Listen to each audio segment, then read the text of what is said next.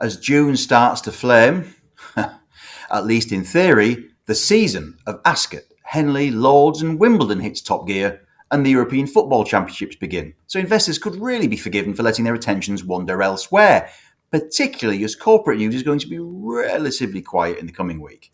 However, the full year results that are due from paper and packaging giant DS Smith on Thursday the 20th of June should be interesting all the same for two reasons. First, the paper and packaging industry can offer some valuable insights into the wider macroeconomy.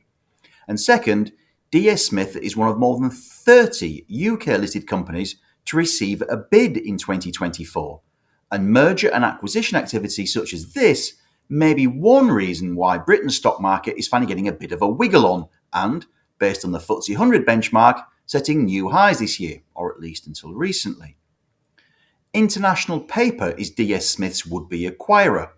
FTSE 100 rival Mondi was the first to declare an interest back in February, but International Paper came in with a higher all-stock offer on the 16th of April, which DS Smith's board has actually recommended.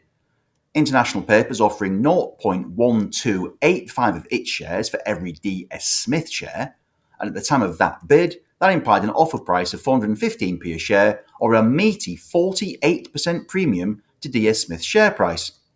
Mondi, well, that quickly dropped out of the running, but DS Smith shares are trading below that 415p mark as I sit here, to suggest that investors aren't convinced the £5.8 billion bid will go through.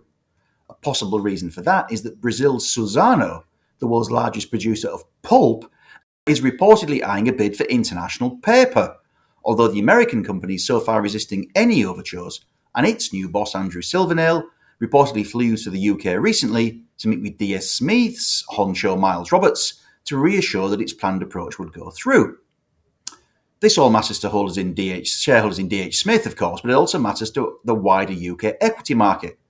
The slew of bids that have come in have shone a spotlight on how the UK could be a source of value in cheap shares, since the average bid premium so far in 2024 is 48%.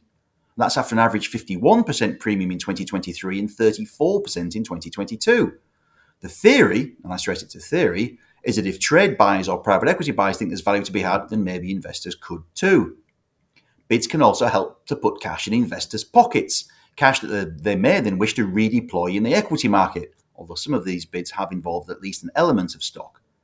The basic maths right now is that shareholders are due to receive around £80 billion in dividends from the UK equity market in 2024, while share buybacks worth £37 billion have already been declared, and a further £33 billion is on the table from bids either concluded or still in running.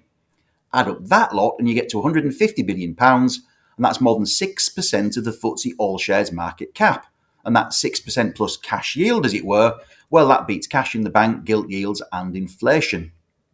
However, some deals have failed, including offers for Anglo-American and FTSE 250 companies like Elementis, Currys and Direct Line, so nothing can be taken for granted. And also don't note that National Grid has just launched a £7 billion rights issue, and that means money flowing out of portfolios and back to the company, not flowing in. Any comment on the International Paper, Suzano, DS Smith love triangle may dominate how the market sees DS Smith's full-year results, although boss Miles Roberts and team will no doubt be looking to reassure existing shareholders and would-be bidders that the business is very much on track. March's trading update said little other than to confirm that trading was in line with expectations thanks to an improvement in corrugated box volumes, which were running flat year-on-year in the second half compared to a near 5% drop year-on-year in the first. The company's focus has been on pricing and also cost efficiencies, and when it comes to judging the full-year numbers to the end of April, analysts and shareholders will look to three headline figures. The first is sales, where the headline expected is around £7 billion, down by some 15%. And for the new year just started, there's a small improvement to £7.3 billion forecast by analysts. Second number is pre-tax profit, where the headline is expected to be around £600 million on a stated basis, down by around 10%, and a modest increase is seen coming in fiscal 2025. Note that the expected operating profit of £700 million equates to a 10% margin at the low end of the company's 10 to 12% target range. And the third and final number is the dividend. DS Smith offered an unchanged first half payment of 6p a share, and the market is looking for an unchanged total payment for the whole year of 18p. I hope that you and your families are all keeping well. Thank you for watching, and I look forward to seeing you again next time.